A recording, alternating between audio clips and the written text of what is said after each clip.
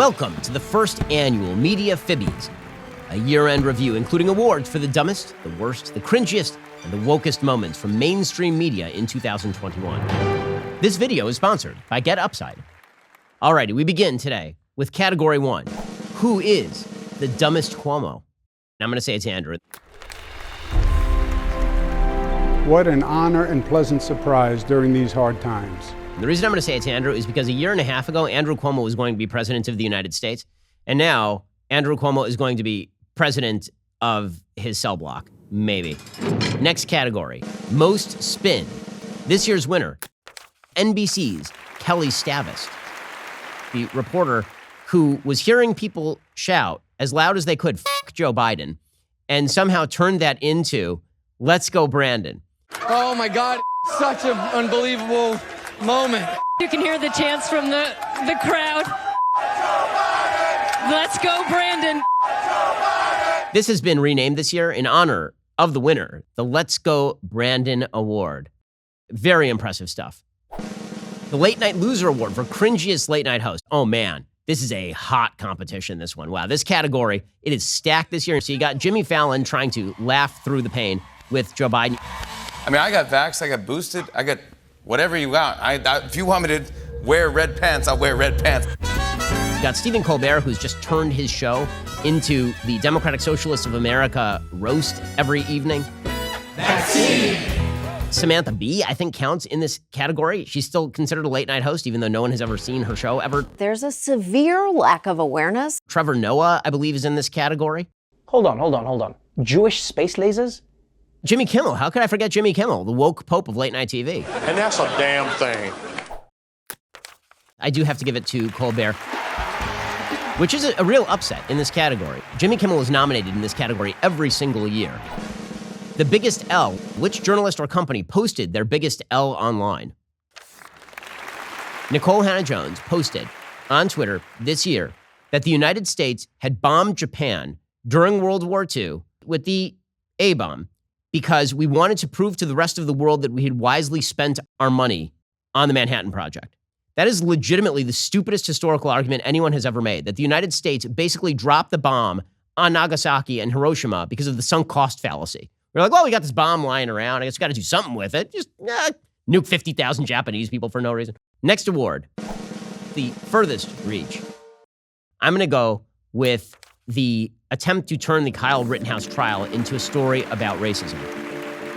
Not guilty. I'm a racist now. I'm a racist. It really reveals how broken the system is. And I do feel like we're in more danger today than we were yesterday. That was a big reach. Kyle Rittenhouse be white. All the people he shot be white. Most nationally damaging fake news story. Now, for 4 years running, it was the Russiagate story, for sure. But this year, I'm going to say that it is the media's fake panic over COVID. These case numbers have been a pretty good GPS of where we are heading. When they go up like this, we are heading into horrible territory. Their media coverage does not striate by age. It does not pay attention to death rates. Now, the media's coverage of Omicron is the worst media coverage of a scientific issue I can imagine. They're literally headlines every day about how dangerous Omicron is. Meanwhile, the data show that to date, one person has been documentedly killed by Omicron in the UK, which means O.J. Simpson has killed more people than Omicron. We have immunocompromised people who are incubators for every variant to come, walking around lawfully unvaccinated? That's psychotic. It's got to be the media coverage of COVID just generally. It's not just the most nationally damaging story of the year. It is the most nationally damaging story of my lifetime, and it's not close. Next category, the 2021 Lifetime Achievement in Hackery Award. Wow. Another competitive category. I'm going to go with someone who's young, a little young for a Lifetime Achievement Award, but has really demonstrated true hackery above anyone else on TV at this point.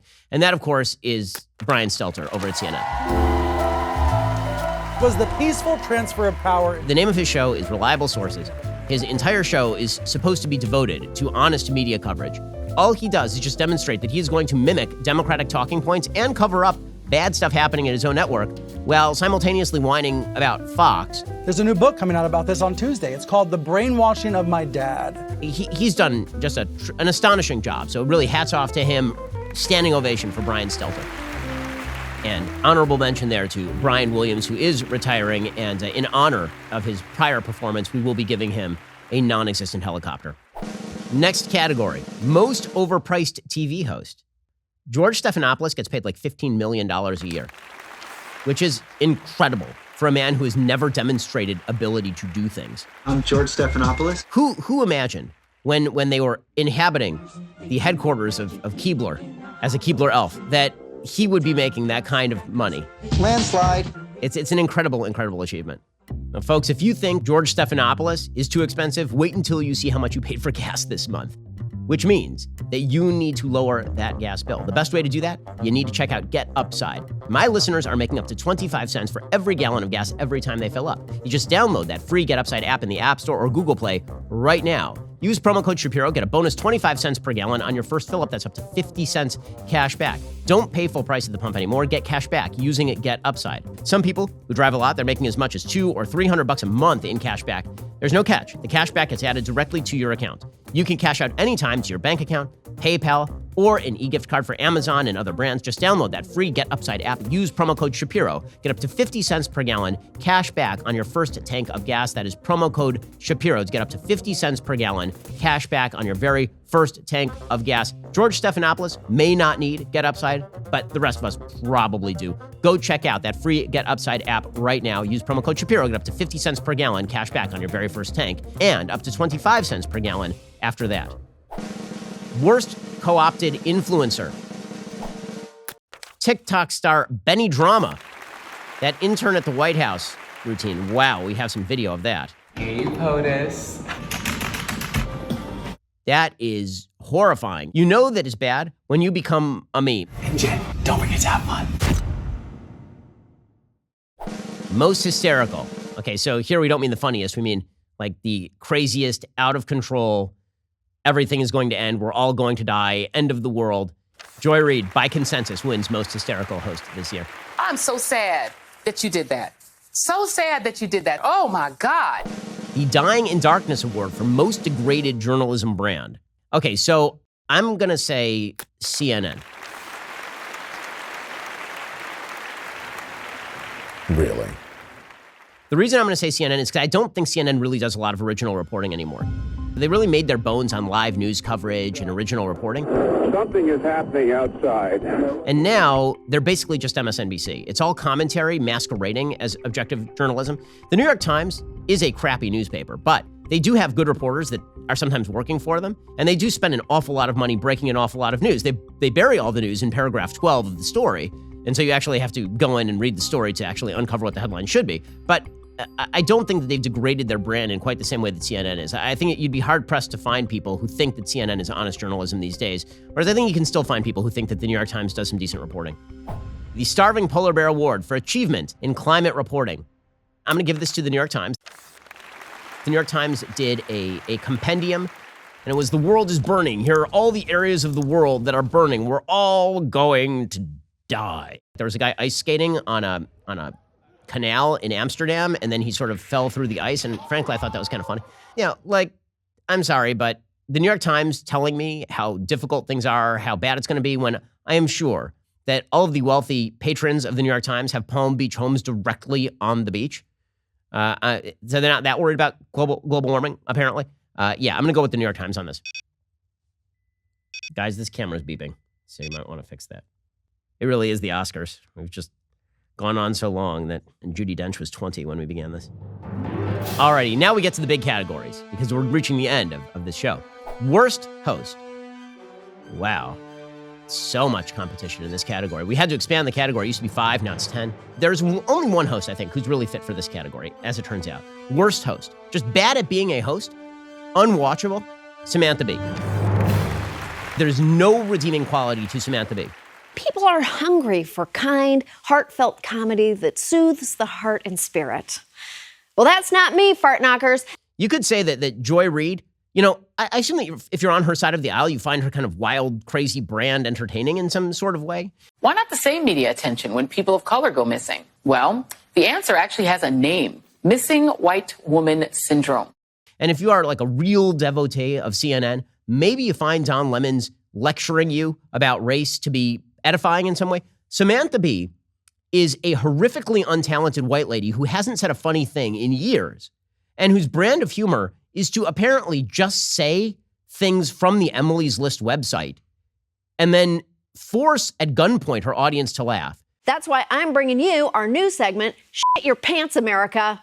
She's an actual terrorist. Worst show.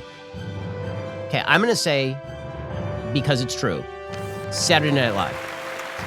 Saturday Night Live has become absolutely unwatchable. Boing, boing, boing, boing, boing, boing, boing, boing. It's like your college roommates at the local JUCO who get high and only read the headlines from Yahoo News. And so they're just going to make insular references to one another in the most obvious and ridiculous way. Like, Saturday Night Live has destroyed itself.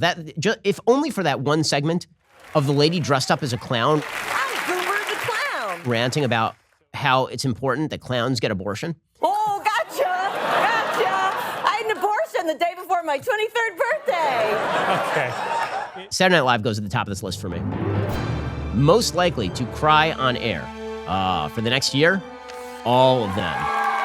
Because election night 2022 is going to be a bloodbath for Democrats. It's going to be the end of Reservoir Dogs. It's going to be The Shining when the elevator doors open. It's going to be blood everywhere. We're going to have such a hate watch festival on election night 2022. It's going to be spectacular. We're just going to be flipping from MSNBC to CNN. It's going to be the end of Raiders of the Lost Ark. It's going to be faces melting and heads exploding, and it's going to be fantastic. There you have it, gang, the very best of the absolute worst in our media institutions. Comment below to let us know your favorite award. Let us know about any awards that we missed.